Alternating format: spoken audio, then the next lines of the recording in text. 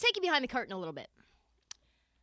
I record Friday's episode on Thursday, which means all of the games that happen Thursday night, I have not seen yet. So there has been some games that have gone down since our last episode. We've got Thursday night, Friday night, Saturday night, 4 nights of games. So we've got a lot to kind of recap. Things are in flux.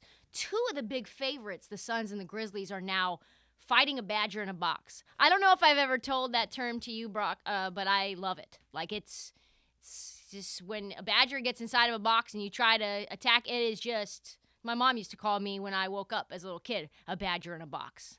Like, just full of piss and vinegar and venom, and like, if you try to come after that thing, you're going to get fucked up. So that's what the Suns are and the Grizzlies are in right now. They are fighting badgers in boxes. Nets are on life support, and Ben Simmons just decided, after promising he was ready to go, and he was. He was ready to go. He was healthy. He was excited. His outfit game is definitely on point, and he's not ready to give those outfits up because Sunday he woke up with some back soreness. So he's going to be out for Game 4. But the biggest news of all, Joel Embiid's thumb is actually really fucked up. Like, it's bad. As we would say in Scooby-Land, ruh-roh. Ruh-roh, Embiid, ruh-roh. Let's start out east. Boston Celtics. They've done everything. Pretty much something that no one has ever done before. They have shut down the most potent scorer of our generation, Kevin Durant. He's not even shooting. He's telling us he's thinking too much. He's trying to be perfect. He doesn't know whether he should force it or whether he should give the ball up. He's like, literally every time I do anything else, I lose. Like, I tried to play within the game and let the ball come to me, and somehow I'm only taking 11 shots a game now. Like, I tried to force it, and I'm like 4 for 15. Let's look at his stat line really fast so I don't just make up his stats. But it's not good. Kevin Durant stats. All right. Game 1, when he forced it, 9 for 24, 1 for 5. Game 2, when he forced it, 4 for 17, 1 for 2 from 3. Game 3, when he said he was letting the game come to him, 6 for 11, 2 for 3, 8 rebounds, 8 assists. Great stat line. Not Kevin Durant's stat line. And an L. Most importantly, 3 L's in a row. Kyrie Irving, let's look at his stats. After that incredible performance where he was 12 for 15 in the play-in game, he went 12 for 20 in Game 1 with 39 points. Epic. 6 for 10 from 3. And then he has fallen off a cliff. 10 points in Game 2, 4 for 13, 0 for 1 from 3. Whoa, I didn't even know this. In Game 3, 16 points, 6 for 17, 0 for 7. You're talking about a man, Kyrie Irving went 0 for 8 from 3 in 2 games. So back to Kevin Durant. He's in a tailspin right now. He's what we call in the barrel of the wave. You're surfing, and you're doing your Kid Cudi thing, and you're like, I'm riding the wave, can't find the way. And then you crash. And he's looking up, he's looking down. He doesn't know which side is deeper into the ocean and which side is the sky. That's where we're at right now.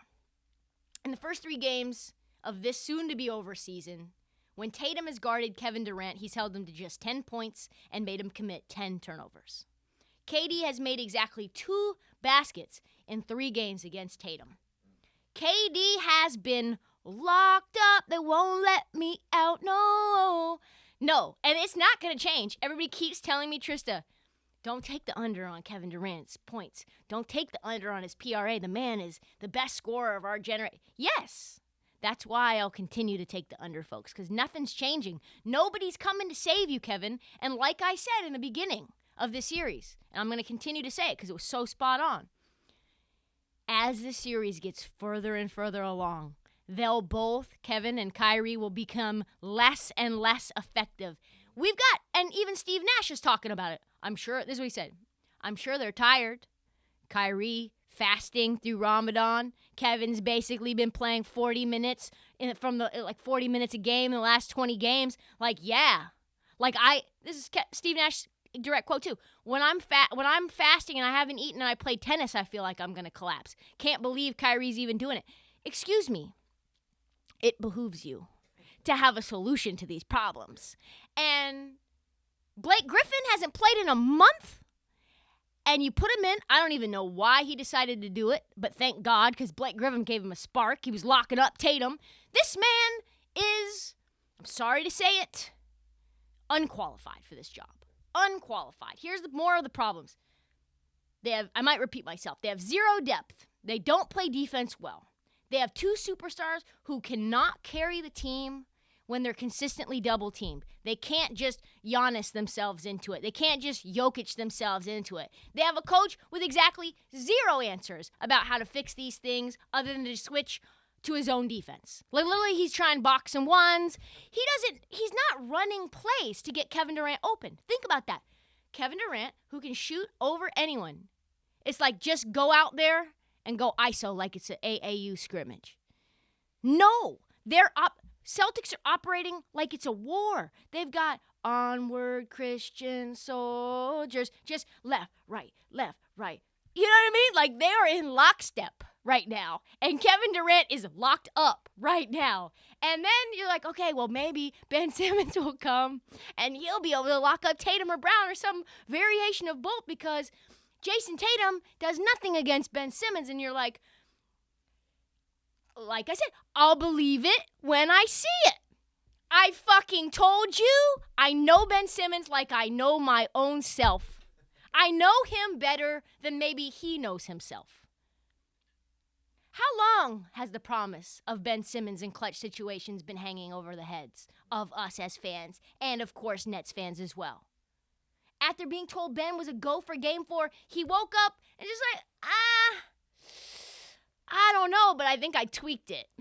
And now he's having meetings with the Nets organization, him, Rich Paul, and him, being like, we're going to discuss a further plan on how we can return to the court mentally and physically, considering all the hurdles that Ben has to go through. I thought he was ready.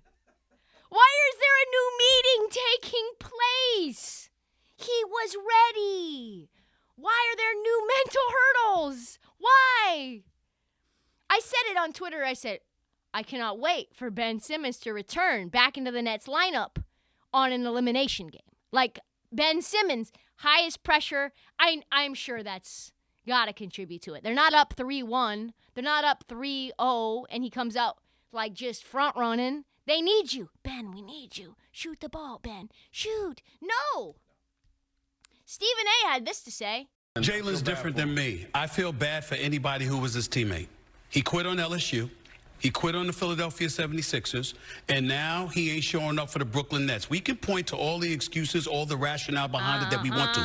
I do recall, despite him not playing, he still filed a grievance to collect $20 million that he has not earned. This is one of the most pathetic situations that I've ever seen in my life. He ain't going to war. He ain't going in the octagon. He's not going in a boxing ring. It's pulling teeth to get this man to play basketball. It's pathetic. It's sad. And at the end of the day, when the NBA gets in the collective bargaining table and they go after the players in terms of a pay-for-play stipulation in the collective bargaining agreement, it's going to be called the Ben Simmons rule.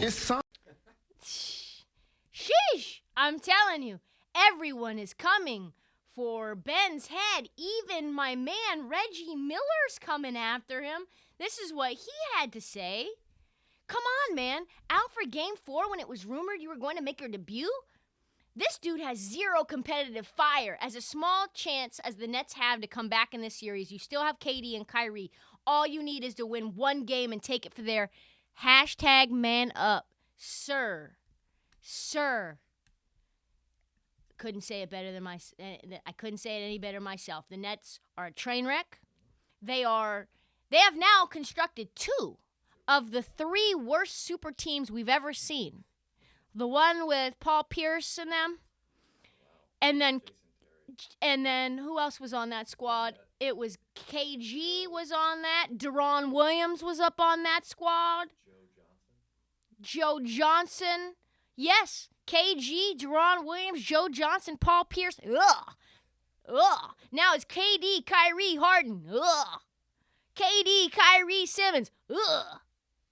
No dogs. There's no dogs on that squad.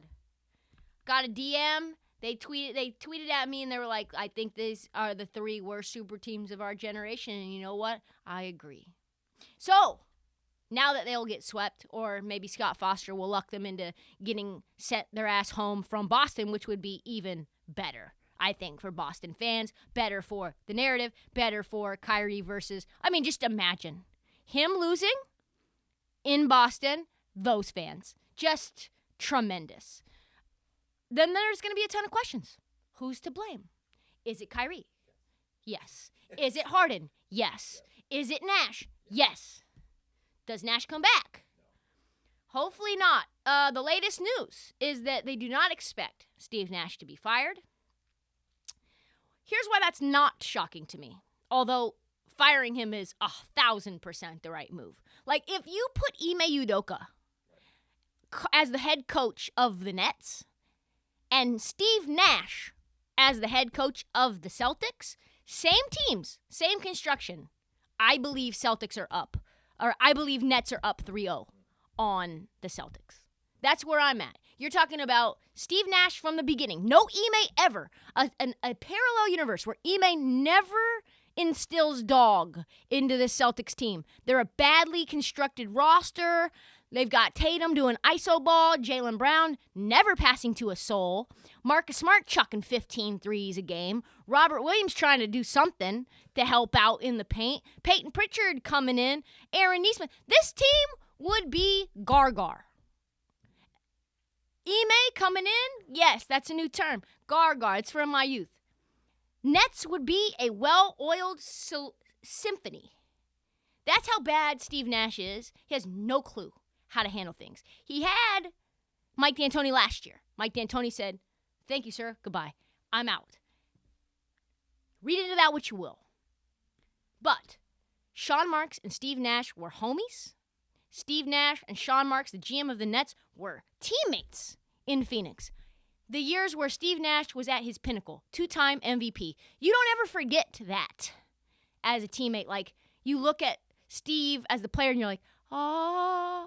And then you're like, oh yeah, brilliant basketball mind. He must come in and deal with these superstars. He spent like 25 minutes with Kevin Durant when Kevin Durant was in Golden State, and apparently they gelled. They had a coffee. He called him Yoda, and like Kevin Durant signed off on it. Then, of course, Kyrie said, well, we don't really have a coach. So, it was destined to fail from the beginning. But if Sean Marks isn't fired, then Steve Nash isn't fired. Unless, here's where it gets tricky, nepotism falls when the guillotine falls. So if it's Joe Tsai saying, Steve, it's either Steve, Sean, or you, Sean will go back to backstabbing ways, because this is what the executives do, and Steve and the Nets will mutually part ways. It'll be an amicable, mutually parting of ways. This is now year 3 of the KD-Kyrie experiment. Kyrie, in those 3 years, has played 46% of all Nets games. Let me just repeat that again. Kyrie Irving has played less than 50% of games as a Net. Let me expand on this. Kyrie Irving hasn't played in his 11 years a full 82-game season ever. He's played 90% 4 out of his 11 years. The other 7 years, he's missed significant time. He's been finessing us for a long-ass time. This is not going to go down any differently in the future. So the question is Kyrie going to get a max extension or not? Do you trust him on a long-term deal? Is this a long-term commitment? Hell no. Will they do a 1-and-1? A 1-year deal with a 1-year team option, and then they do the whole, like, it's the reverse of the LeBron James situation. It's like, we'll see how it goes with you. If they don't extend him, who else will? Will they do a sign-and trade? I can't imagine Kevin Durant is going to sign off on Kyrie not being there. If they do trade Kyrie, does Kevin care? If Kevin cares, does Kevin ask for a trade as well? The dominoes, they just continue to These are the things that keep me up at night. These are the iterations of the possibilities that make me smile. Sometimes my dog wakes up at night, and it's like it was just me laughing to myself in my bed, thinking about all the situations of disaster and peril that could befall this league. How do you fix this roster? Another question. Huge gaps all over the place, almost no depth. They're over the luxury tax already. This is sort of Lakers-esque with better players. When you have multiple guys on max deals, and speaking of dysfunction, like this is the same team that was mad that DeAndre Jordan wasn't starting. DeAndre Jordan got waived. Like DeAndre Jordan is washed. Like the nepotism within the Nets organization in the team environment is fucking crazy too. It's bonkers. Will we see, another question, will we see Ben Simmons to start next year? Will he be healthy? Is he going to get another back surgery? Is he still not mentally ready to compete? I don't know. It's going to be a wild offseason, though, in Brooklyn. And they are for sure going home. I mean, so much for third best odds to win it all.